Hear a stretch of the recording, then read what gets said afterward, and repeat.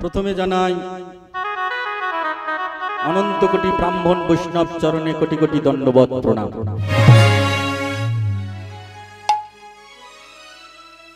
পরে যত ভগবত অনুরাগী ভগবত ভক্ত মণ্ডলী, কৃষ্ণ দাসী জননী সকল, আপনাদের প্রত্যেকের চরণে রইল ভক্তি যূথ প্রণাম। জানি না কত জন্ম সুকৃতির ফলে, তবে আমি আপনাদের মতন ভক্তের চরণ দর্শনের সৌভাগ্য লাভ করিয়াছি। হে সাধু গুরু বৈষ্ণব, হে গুরুদাস, গোবিন্দ দাস, গৌর দাস, নিতাই দাস, কৃষ্ণ দাস, কৃষ্ণ দাসানু দাস, বর্তমান শ্রী শ্রী মহতি হরিবাসরে আমি যে কামনা বাসনা লইয়া উপস্থিত হইয়াছি, তাহা হইল অপ্রাকৃত জগতের চিন্ময় সম্পদ মধুরাদপি মধুর মধুর মধুর হরি নামামৃত ধন। যে ধন গোলকে রাই কিশোরীর ভান্ডারে ছিল গুপ্ত, যে ধন পাইবার মানসে যুগ যুগ তথা হাজার হাজার বৎসর ধরিয়া গহন কান্তারে শৈল শিখরে ঊর্ধ্বপদে হেষ্টমুণ্ডে তপস্যায় রত থাকিয়াও যোগী ঋষি মহান্তগণ লাভ করিতে পারে না, এবং যে সম্পদ পাইবার মানসে মহাযোগী মহেশ্বর সোনার কাশি পরিত্যাগ করে অঙ্গে ভস্য মেখে হাড়ের মালা গলায় পরে শ্মশানে যোগাসনে বসে উপাসনা করেন, এবং ব্রহ্মলোকে ব্রহ্মা চতুর্মুখে করেন বেদ অধ্যায়ন, সেই দেবতা দিগের সাধনার সম্পদ বর্তমান যুগের যুগাচার্য শ্রী শ্রী ভগবান গৌরহরি শ্রীপাদ নিত্যানন্দ দ্বারা ইহ জগতে প্রদান করিয়া গেলেন। সেই নিত্যানন্দ প্রদত্ত হরি নামামৃত ধন পরিবেশনের বাসনা আকাশ কুসুম কল্পনা মাত্র। হে সাধু গুরু বৈষ্ণব, পুরাকালে একজন হরি লীলামৃত পরিবেশন করতেন। তিনি হলেন পরম করুণ বৈষ্ণব চূড়ামণি সুখদেব গোস্বামী, আর শ্রোতা ছিলেন মহারাজ পরীক্ষিত। তো আজ আপনারা সবাই সেই পরীক্ষিতের আসন গ্রহণ করিয়াছেন, কিন্তু আমি তো নই সেই সুখ দেব। তাহলে বলুন আমি আপনাদের কি সুখ দিতে পারি?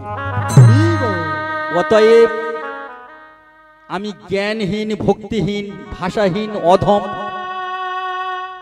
নামতত্ত্ব লীলাতত্ত্ব বিষয়ে একেবারেই অনভিজ্ঞ। কেবলমাত্র আমার গুরুদেবের শ্রীচরণ আশীর্বাদ আর কলির পাবন অবতার শ্রী শ্রী ভগবান গৌরহরির কৃপায় যতটুকুই পরিবেশন হইবে, হংসৈর যথা ক্ষীরাম্বু মধ্যা, রাজহংস যেমন জল মিশ্রিত দুগ্ধের জল পরিত্যাগ পূর্বক সার অংশ যাহা দুগ্ধই পান করিয়া থাকে, আপনারা তদানুরূপ আমার ভুল ত্রুটির রসাভাস মার্জনা করিয়া যাহা কৃষ্ণ নাম, তাহাই আপনারাই গ্রহণ করিবেন। ইহাই আমার বিনীত নিবেদন।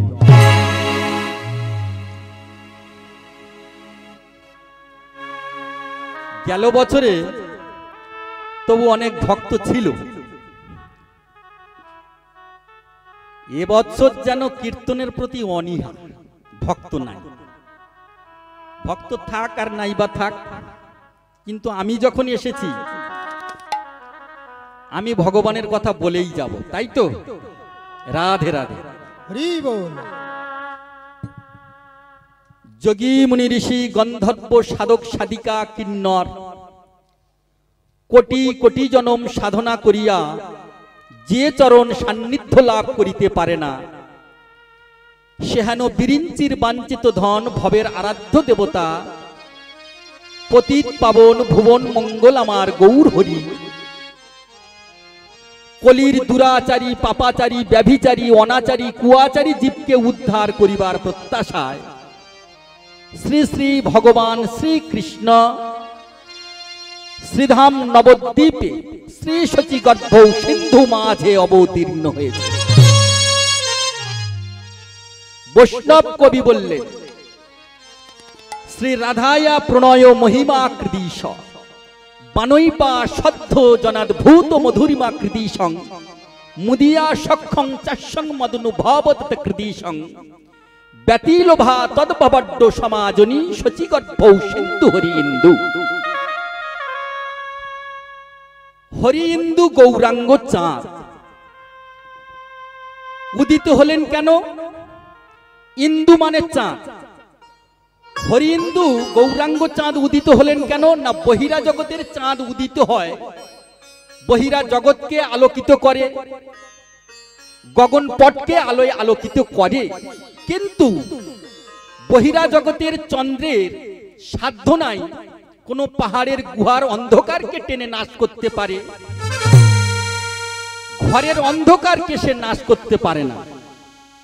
কেন? না এই বহিরা জগতের চন্দ্রের পক্ষাপক্ষ পূর্ণিমা অমাবস্যা আছে, কিন্তু আমার গৌরাঙ্গ চাঁদ এমন একটি অভিনব চাঁদ, যদি কারোর হীর আকাশে একবার উদিত হয়, বহিরা জগতের চন্দ্র তো বহিরা জগৎকে আলোকিত করে, কিন্তু আমার গৌরাঙ্গ চাঁদের যদি একবার আবির্ভূত হয়, তাহলে তার ভেতর বাহির দুটোকেই আলোকিত করে দেয়। সেহেন গৌরাঙ্গ সুন্দর জীবের হৃদয় কন্দরে প্রবেশ করুক। এই আসতে সেহেন গৌরাঙ্গ সুন্দর জীবের হৃদয় কন্দরে প্রবেশ করুক। কন্দর মানে কি? না কন্দর মানে গুহ। গুহ মানে কি? পাহাড়ের গুহা।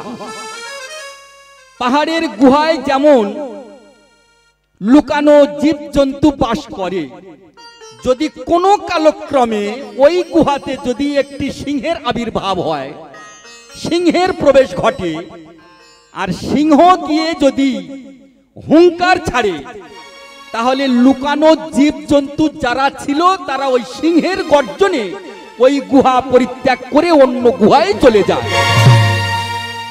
তেমনি আমাদের দেহটা হচ্ছে পাহাড়, হৃদয়টা হচ্ছে গুহ। এখানে বাস করছে পশু। কিরকম? আমিত্ব, কাম, প্রলোভন, অজ্ঞানতা, অহংকার, পরশ্রী কাতরতা, এগুলো পশুরূপে বাস করছে।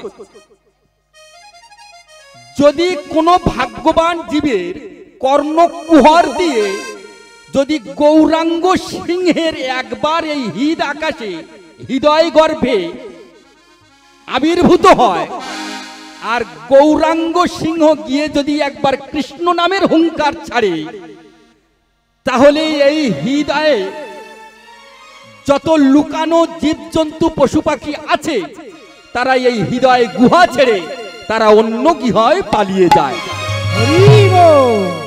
সেহেন গৌরাঙ্গ সুন্দর জীবের হৃদয় কন্দরে প্রবেশ করুক। সেই ভগবান গৌরহরি তিনি কি করলেন?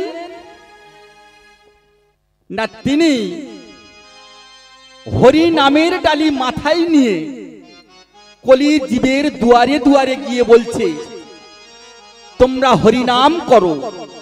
হরি নামের আর আগে কোনো ধর্ম নাই। সত্য যুগে নাম ছিল, ত্রেতা যুগে নাম ছিল, দাপরেও নাম ছিল, কিন্তু কলি যুগে হরি নামের প্রাধান্যটা বেশি হলো। কেন? না অনর্পিত চরিং চিরাত করুণায় অবতীর্ণ কলম। সত্য তেতা দাপর কলি এই শ্লোক ছিল না। সত্য তেতা দাপরে এই যে অনর্পিত চরিং চিরাত করুণায় অবতীর্ণ কলম, এটা কোনো যুগে ছিল না, একমাত্র এই কলি যুগে হয়েছে। অনর্পিত মানে, অনর্পিত মানে যে বস্তু কোনো কালে কোনো যুগে কেউ কাউকে অর্পণ করেনি, তাহাকে বলা হয় অনর্পিত বস্তু। তাহলে সত্য যুগে কি নাম ছিল না? সত্য যুগে নাম ছিল, দাপরেও নাম ছিল, তেতাতেও নাম ছিল, কিন্তু কলিযুগের নামের মধ্যে যে বস্তু মাখানো আছে সেটা কোন যুগের মধ্যে ছিল না। সেটা কি? না সেটা হলো রাধা প্রেম ব্রজ প্রেম সম্পুটিত করে স্বয়ং ভগবান শ্রীকৃষ্ণ তিনি রাধা কৃষ্ণ মিলিত তনু গৌরাঙ্গ অবতারে সেই হরি নামের ডালি মাথায় নিয়ে আর প্রতিটা কলিজীবের দ্বারে দ্বারে গিয়ে বলছে তোমরা শুধু হরি নাম বলো। যে নাম যে প্রেম পদ্মা নদীতে স্বয়ং মহাপ্রভু গচ্ছিত রেখেছিল পদ্মার কাছে, যে বিষয়টা আজকের আপনারা জানেন, আজকের হলো শ্রী শ্রী নরোত্তম দাস ঠাকুরের শুভ আবির্ভাব তিথি। জানেন মায়েরা, নরোত্তম দাস ঠাকুর যিনি নয়ন মঞ্জুরি, সেই নরোত্তম দাস ঠাকুরের আজকের শুভ আবির্ভাব। ওই জন্যে নরোত্তম দাস ঠাকুরের কিছু কথা আমাদের শোনা প্রয়োজন আছে। এই যে নরোত্তম দাস ঠাকুর জন্মাবার পূর্বে স্বয়ং ভগবান গৌরহরি নরু নরু বলে নুরু নুরু বলে তিনি ডেকেছিলেন এবং পদ্মার কাছে তিনি স্বয়ং প্রেম ধন তিনি গচ্ছিত করে রেখে গিয়েছিলেন। আর তিনি বলেছিলেন যে যেদিন আমার নরোত্তম আসবে সেদিন এই প্রেম ধন তাকে দিও। পদ্মা বলেছিল, হে প্রভু, হে দয়াময়, আমি জানবো কিভাবে? বলে যেদিন আমার নরু তোমাতে এসে অবগাহন করবে সেদিন তোমার স্রোত আর এমন থাকবে না, প্রবল স্রোত তোমার বাড়বে, সেদিন মনে জানবে যে আমার নরোত্তম এসেছে। তাই ওখানে নরোত্তম এসে মায়ের সঙ্গে স্নান করার পর নরোত্তমের সেই ভাব আর নেই, অষ্টসাত্ত্বিক ভাবে বিকার হয়ে গিয়েছিলেন। সেই নরোত্তম দাস তিনি বৃন্দাবনে গিয়ে কি করলেন? লোকনাথ দাস বাবাজির কাছ থেকে দীক্ষা নেবে, কিন্তু লোকনাথ দাস গোস্বামী তিনি প্রতিজ্ঞা করেছেন যে আমি জীবনে কোনোদিন শিষ্য করব না। কিন্তু নরোত্তম ঠাকুর তিনিও ভেবেছিলেন যে আমি যদি দীক্ষা নিতেই হয় তাহলে আমি লোকনাথ দাস বাবাজির কাছ থেকে নেব, এছাড়া আমি কারোর কাছ থেকে নেব না। গুরু যখন প্রত্যাখ্যান করলো, দীক্ষা দেবে না, শেষে কি করলো? লোকনাথ বাবা যখন বিষ্ঠা পরিত্যাগ করতেন, গুরু সেবা করবেন কিভাবে দেখুন। আমরা তো গুরু সেবা করি, আর এই নরোত্তম দাস কিভাবে গুরু সেবা করেছে দেখেন। এই নরোত্তম দাস তিনি গুরুদেব যখন বিষ্ঠা পরিত্যাগ করে চলে যেতেন, রাজার ছেলে আজ থেকে 500 বৎসর পূর্বে 500 বৎসর পূর্বে তৎকালীন দিনে এই নরোত্তম দাসের সম্পদ ছিল 8 লক্ষ টাকা। এখন কত টাকা হবে তার সীমা আমার জানা নেই। তথাপিও সমস্ত কিছু পরিত্যাগ করে বৃন্দাবনে গিয়ে গুরুদেবের বিষ্ঠা পরিত্যাগ করেছিল। যখন গুরুদেব বিষ্ঠা ত্যাগ করতেন, ওই রাজার ছেলে হয়েও তিনি একটি ঝোড়া আর একটি কোদাল কিনলেন, আর একটি ঝাড়ু কিনেছেন। গুরুদেব যে রাস্তা দিয়ে যায় সেই রাস্তা সুন্দর করে ঝাড়ু দিয়ে পরিষ্কার করে দেয়। আর গুরুদেব যখন বিষ্ঠা পরিত্যাগ করে যায় তখন সেই কোদাল দিয়ে সেই বিষ্ঠা পরিত্যাগ করে, সেই বিষ্ঠা পরিষ্কার করে দেয়। এই নরোত্তম দাস তিনি ওই ঝাঁটাটাকে বুকের মধ্যে জড়িয়ে বলছে, ওরে ঝাঁটা, তোর কত সৌভাগ্য রে, তুই তো আমার গুরুদেবের সেবার অধিকার পেলি, কিন্তু আমার ভাগ্যে হলো না রে। এইভাবে যখন গুরু সেবায় নিয়োজিত হয়, গুরুদেব দেখলেন যে আমি প্রতিদিন বিষ্ঠা ত্যাগ করি, কিন্তু বিষ্ঠাগুলো যায় কোথায়? তাই একদিন লুকিয়ে দেখলেন স্বয়ং নরোত্তম সেগুলো পরিষ্কার করছে। গুরুদেব বুকের মধ্যে জড়িয়ে ধরে বলল, আয় আজ আমি তোকে দীক্ষা দেব, তুই আমার পরীক্ষায় পাশ করেছিস। এই নরোত্তম দাস ঠাকুর দীক্ষা নেওয়ার পর গুরুদেব বলছে, নরোত্তম, তোমার আমি একটা কাজ দেব, তুমি করতে পারবে? বলে, কি গুরুদেব? বলছে, আমি নিকুঞ্জ কাননে রাসবিলাসের পর ভগবান যখন এসে নিদ্রায় যাবে, রাসলীলা লোকনাথ দাস বাবাজি বলছে, নরোত্তম, আজ আমি তোমায় একটা কাজ দেব, তুমি করতে পারবে? কি গুরুদেব? না, রাধা কৃষ্ণের রাসলীলার পর যখন বিশ্রামে আসবে, তুমি রাধা গোবিন্দকে এক গ্লাস করে গরম দুধ তুমি সেবা দেবে, তবে সেটা মনে মনে, সেটা মনে মনে তুমি রাধা গোবিন্দকে গরম দুগ্ধ সেবা দেবে যখন নিকুঞ্জ কাননে রাসলীলা করে যখন বিশ্রামে আসবে। এইবার নরোত্তম কি করেছে না, মনে মনে, দেখুন সেবাটা কি রকম, মনে মনে ভাবছে, মনে মনে দেখছে রাধা গোবিন্দর রাসলীলা হচ্ছে। রাসলীলার পর যখন ভগবান বিশ্রামে এলেন, তখন এইবারে যে গরম দুগ্ধ সেবা দেবে, নরোত্তম কি করছে না, উনানে হাঁড়ি বসিয়েছে, সব কিন্তু মনে মনে।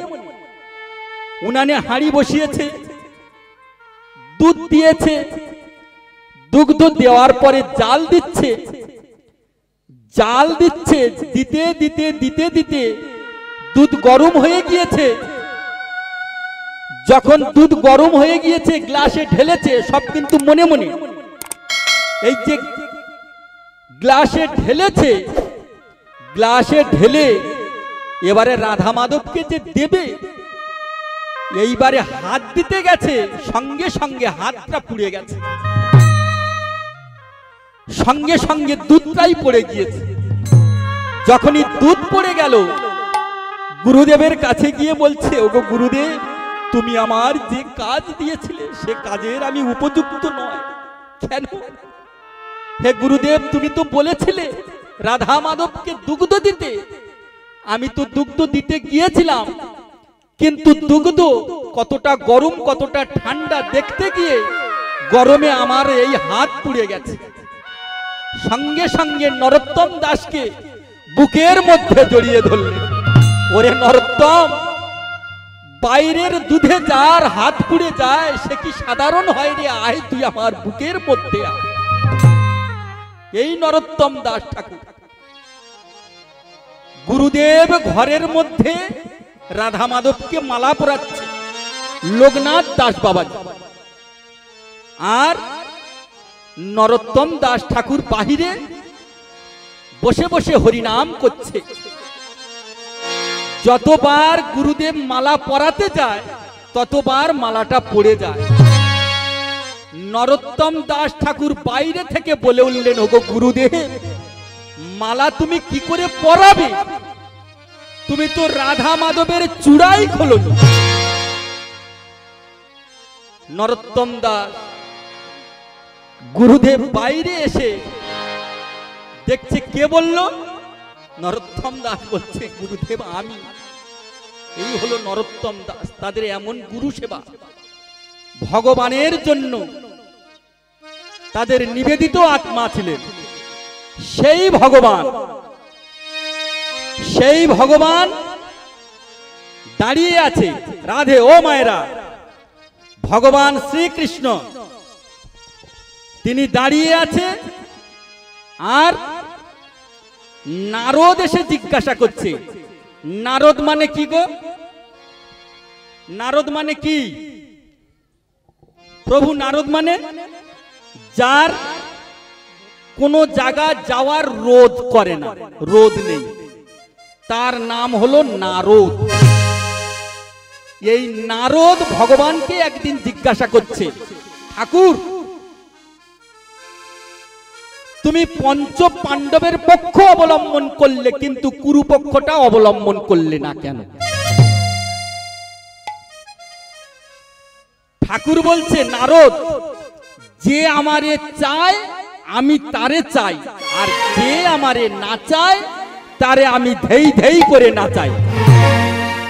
80 বিঘের চাষি তুমি গর্ব করো, তোমার 80 বিঘে ধ্বংস হয়ে যাবে, তোমার ব্যাংকের চাকরি সেও চলে যাবে, আমি এমন নাচের মাস্টার। বলে, প্রভু তার মানে? বলে, এই নাও। কি না, এই একটা লোহার সূচ আমি তোমাকে দিচ্ছি, তুমি দুর্যোধনকে গিয়ে বলবে এই সূচের পিছনের ছিদ্র দিয়ে বিশাল বড় একটা হাতি কয়েকবার আপ ডাউন করেছে। নারদ বলে, প্রভু এ হেন রেডিমেড কথা গিয়ে যদি বলি বিশ্বাস করবে তো? কৃষ্ণ বলে, যাও না, গিয়ে একবার দেখো না কি হয়। এখন ঠেলে ঠুলে পাঠিয়ে দিয়েছে। আর নারদ ঋষি কি করেছে? যেটা স্বভাব, বিনা যন্ত্রে সুর তুলে রাধা মাধবের কীর্তন গাইতে গাইতে কোথায় যাচ্ছে? দুর্যোধনের প্রাসাদে যাচ্ছে। রাধা কৃষ্ণ প্রাণ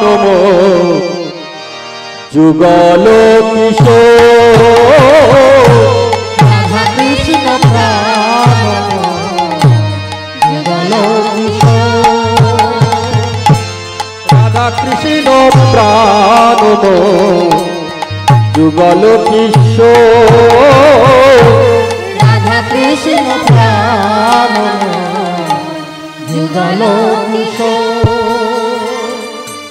জীবনে মরণে গতি, জীবনে মরণে গতি আরে নাহি,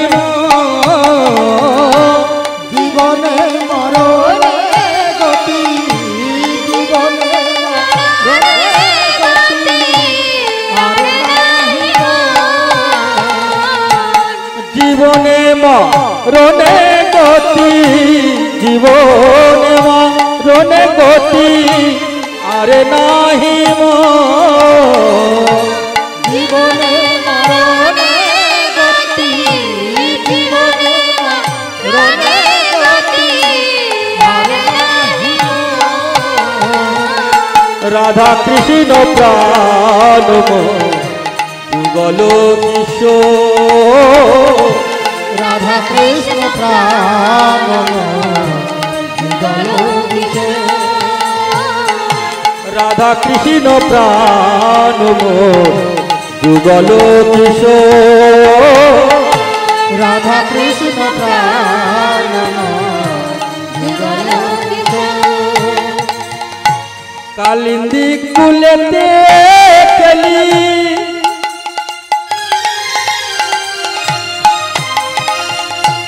কালিন্দী কুলেতে কলি কদম্বেরি বন, কালিন্দী কুলেতে কলি কদম্বের বন, কালিন্দী কুলেতে কলি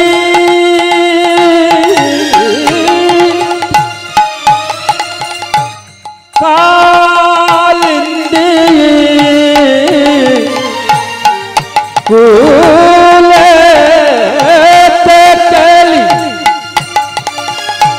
কদম্বেরি বন, কালিন্দী কুলেতে কলি কদম্বের বন, রতন বেদীর পরে, রতন বেদীর পরে, রতন বেদীর পরে বসাব দুজন, রতন বেদীর পরে, রতন বেদীর পরে বসাবো দুজন। রাধা কৃষ্ণ প্রাণ যুগল কিশোর, রাধা কৃষ্ণ প্রাণ যুগল কিশোর, রাধা কৃষ্ণ প্রাণ যুগল বিশ্ব রাধা কৃষ্ণ প্রাণময় যুগল জীবনে মরণে গতি, জীবনে মরণে গতি আর নাহি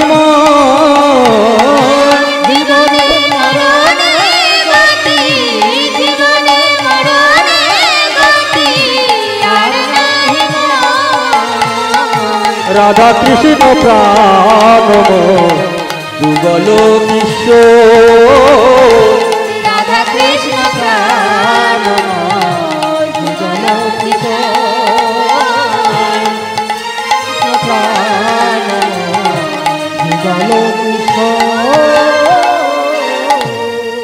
মহারাজ যুধিষ্ঠিরের জয় হোক, মহারাজ দুর্যোধনের জয় হোক, দুর্যোধনের জয় হোক।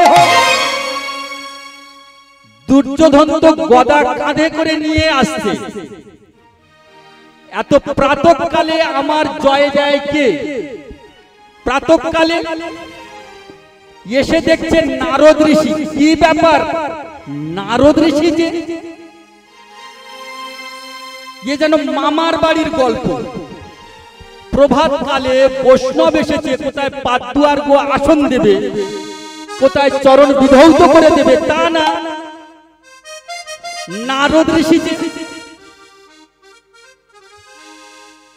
শুধু যে দুর্যোধন সম্মান দিল না তা না, আমার মতন কিছু দুর্যোধন আছে তারা বৈষ্ণবকে যথাযথ সম্মান করে না। মনে মনে করে স্ট্যান্ডার্ড ফ্যামিলি, হাই কোয়ালিফিকেশন, ব্যাংকের চাকরি করি, কলেজের অধ্যাপক, আমি বৈষ্ণবের পায়ে হাত দিয়ে প্রণাম করব, আমার পুষ্টি পেস্টিজ চলে যাবে না। এরকম অনেকেই মনে করে আছে। তাদের নাকে ঝামা ঘষে দিয়েছে কে বলুন তো? আজ থেকে 170 কিংবা 75 বছর পূর্বে যে ছেলেটা গ্রাজুয়েশন কমপ্লিট করে যার চরণে মাথা নুচু করেছিলেন তিনি কে? না, তিনি হলেন রামকৃষ্ণ পরমহংসদেব। তাহলে স্বামীজি বিবেকানন্দ গ্রাজুয়েশন কমপ্লিট করার সত্ত্বেও তিনি একজন মূর্খের চরণে মাথা নত করলেন এবং তিনি বললেন প্রতিষ্ঠানিক শিক্ষায় মানুষের আসল জ্ঞান এনে দেয়। যদি জ্ঞানী মানুষ হতে চাও তাহলে আসল জ্ঞানী মানুষের সঙ্গ করে যাও। এই স্বামীজি বিবেকানন্দ তিনি এই রামকৃষ্ণ পরমহংসদেবের শ্রীচরণ মস্তকে নিয়ে, শ্রীচরণ আশীর্বাদ মস্তকে নিয়ে তিনি শিকাগো শহরে গিয়ে গর্বের সহিত বলেছিলেন আমি হিন্দু, এবং আর্য অবলম্বনীয় সনাতন ধর্মের শ্রেষ্ঠ যে গীতা, সেই শিকাগো শহরে খ্রিস্টান ধর্মের সভায় গিয়ে তিনি উচ্চ আসনে বসিয়েছিলেন। সেখানে যখন খ্রিস্টান ধর্মের সভা চলছিল, স্বামীজি বিবেকানন্দ গিয়ে বলেছিল আমাকে একটু সুযোগ করে দেন।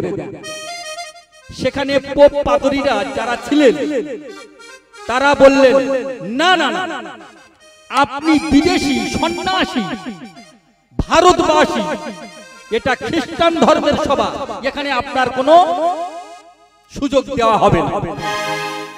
কিন্তু স্বামীজি বিবেকানন্দ, এই যে স্বামীজি বিবেকানন্দ অনুনয় বিনয় করে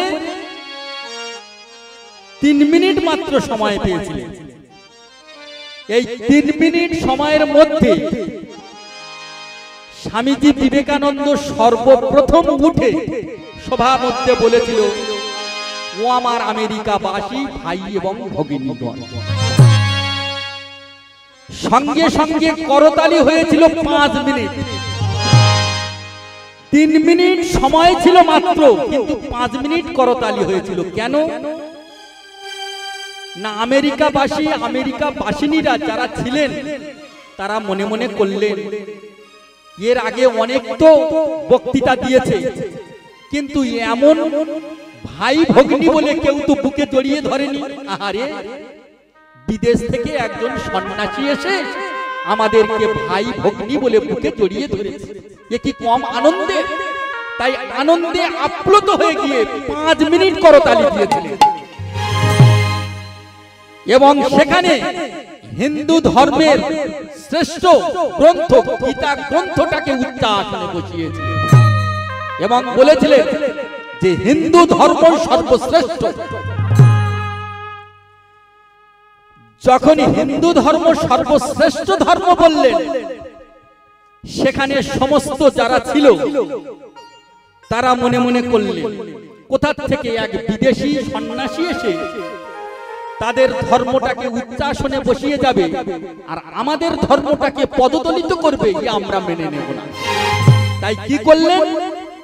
তারা চিন্তা করলেন যে স্বামীজিকে ঠকাতে হবে, অপমান করতে হবে। তাই কি করলেন না, সবাই মিলে এসে বলছে, স্বামীজি আপনি তো বললেন হিন্দু ধর্ম সর্বশ্রেষ্ঠ ধর্ম, তাহলে আপনি বলুন পৃথিবীতে যত গ্রন্থ আছে সবচাইতে কোন গ্রন্থ বড়?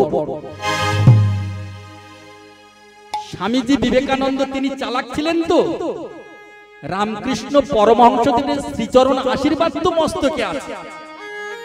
তাই তো উনি বুঝতে পারলেন যে এরা সবাই আমাকে ঠকানোর চেষ্টা করছে। তাই বলছে, দেখো ভাই, আমি তো এখন বলতে পারবো না কোন গ্রন্থ বড়। বলে তাহলে? বলে শোনো, আমার সামনে টেবিলের উপরে সমস্ত গ্রন্থ নিয়ে এসে রাখুন, আমি দেখেই বলে দেব কোন গ্রন্থটাই বড়। এইবার সমস্ত গ্রন্থ নিয়ে সামনে টেবিলের উপরে দিয়েছে স্বামীজি বিবেকানন্দের সামনে। সমস্ত গ্রন্থের নিচে আমাদের হিন্দু ধর্মের গীতাটা দিয়ে আর উপরে বাইবেলটা চাপিয়ে দিয়েছে। দিয়ে আর বলছে, স্বামীজি এইবারে বলুন পৃথিবীতে যত গ্রন্থ আছে সবচাইতে বড় গ্রন্থ কোনটি? তখন স্বামীজি বলছে, বিচার তো আপনারাই করে নিয়েছে। কি আমরা বিচার করে নিয়েছি মানে? রাখছেন কেন? শুনুন, নিচে কাকে দিয়েছেন? বলে কেন? নিচে আছে হিন্দু ধর্মের গীতা। বলে হিন্দু ধর্মের গীতা গ্রন্থ যদি নিচে থাকে, গীতাই গ্রন্থই তো সর্বশ্রেষ্ঠ হয়। কি করে হয় শোনো, ঘরের ভিত যদি ভালো হয় তার উপরে দোতলা, তিনতলা, চারতলা পর্যন্ত করা যায়, কিন্তু ভিত যদি নড়বড়ে হয় দোতলা তিনতলা হবে না। আমার গীতা গ্রন্থ সমস্ত গ্রন্থের নিচে থেকে সমস্ত গ্রন্থের ভার সহ্য করছে, তাহলে আমার গীতা গ্রন্থ বড় হবে না কোন গ্রন্থ বড় হবে? আরো শোনো, আমার গীতা গ্রন্থ যদি আমি তলা থেকে টেনে নিই, তোমাদের সমস্ত গ্রন্থ চিৎকার হয়ে পড়ে যাবে। গীতাই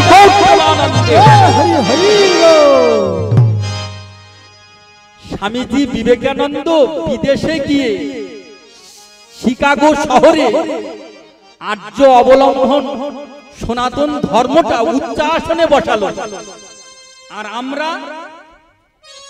হিন্দু ধর্মের মানুষ হয়ে, সনাতন ধর্মের মানুষ হয়ে আমাদের হিন্দু ধর্মটাকে পদদলিত করছে। কিভাবে না, গেল এই কিছুদিন হলো মাত্র, কি বলেন তো, সরস্বতী পূজা, তাই না? তাই এই যে সরস্বতী পূজা মানে কি? পূজা মানে উপাসনা।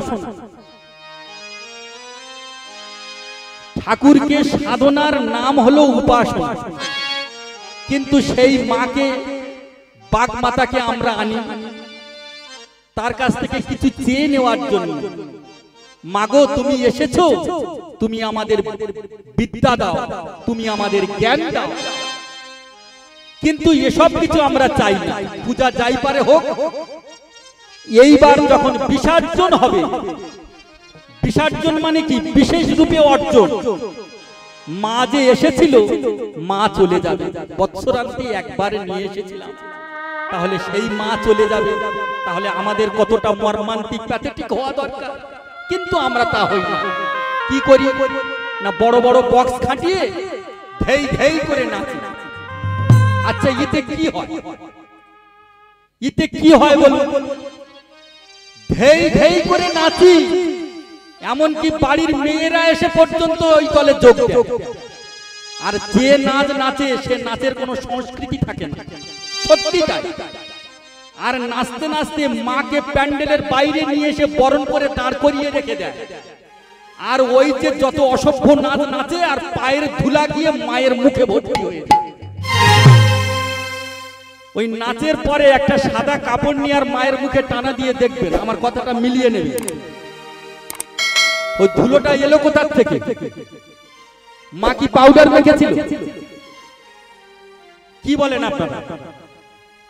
ওই ওখানে যত অশ্লীল নাচ নেচেছে আর পায়ের ধুলিগুলো গিয়ে সব মায়ের মুখে লেগেছে। হাই রে পচা হিন্দু জাতি, তোদের নিজের ধর্মটা পদদলিত করে দিলে। ওই জন্য সাবধান, অতীব সাবধান। তাই